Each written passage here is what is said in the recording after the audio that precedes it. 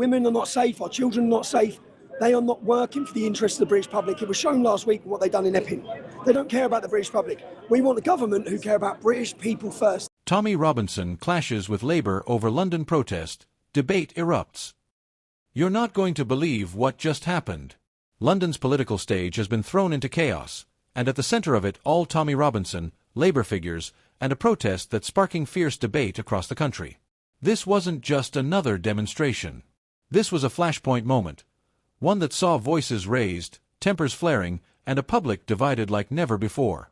And when Robinson went head-to-head with Labour voices, the clash wasn't quiet, it was loud, it was dramatic, and it's already dominating every headline.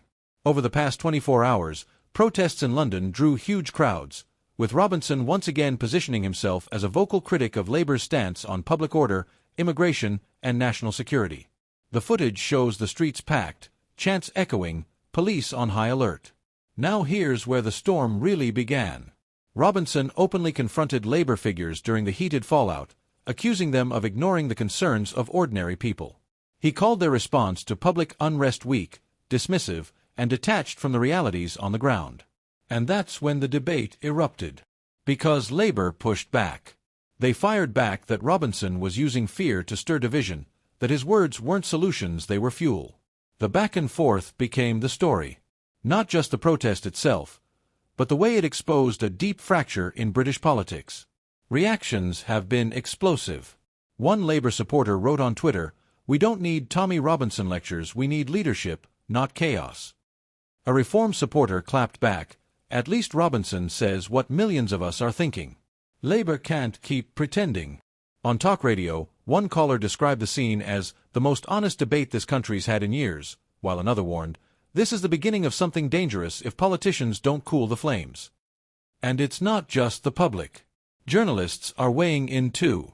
One political editor said, "This debate shows how fragile Labour's image of stability really is. All it takes is one loud confrontation to put them back on the defensive."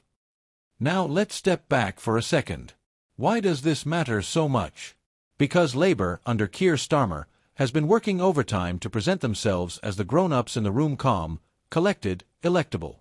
But the Robinson clash cut straight against that image. Suddenly, instead of projecting stability, they're reacting under fire. And Reform, Nigel Farage's old stomping ground, now led by Richard Tice, is sitting back with a grin. Every time Robinson gets into the headlines, it amplifies their message, that mainstream parties are too weak, too disconnected, too afraid to confront uncomfortable truths. But here's the twist, not everyone agrees that Robinson's intervention actually helps reform. Some analysts say his name is too polarizing, that his involvement gives Labour the perfect excuse to dismiss the debate as fringe politics. So while Robinson grabs attention, the real question is, does that attention convert into votes?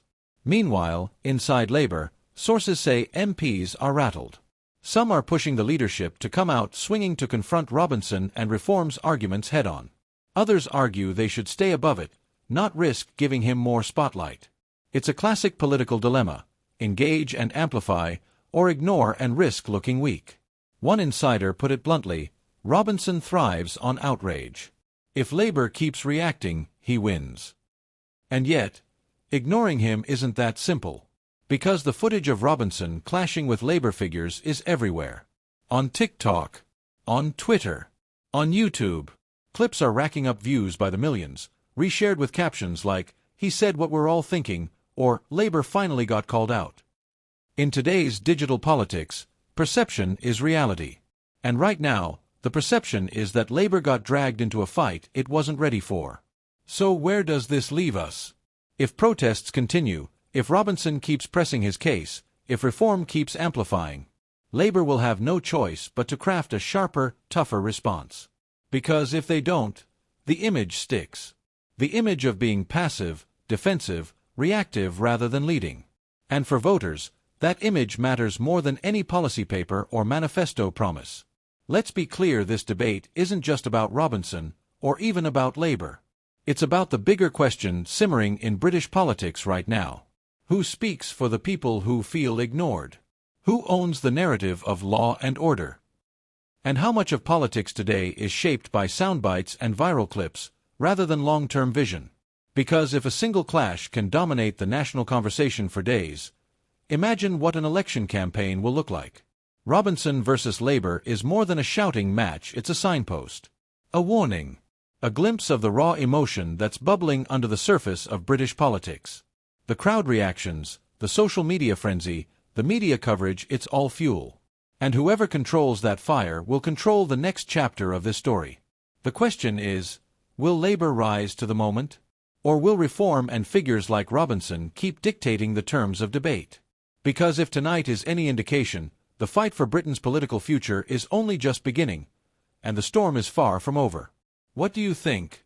Is Robinson exposing truths that mainstream politics is too afraid to admit, or is this just more fuel for division?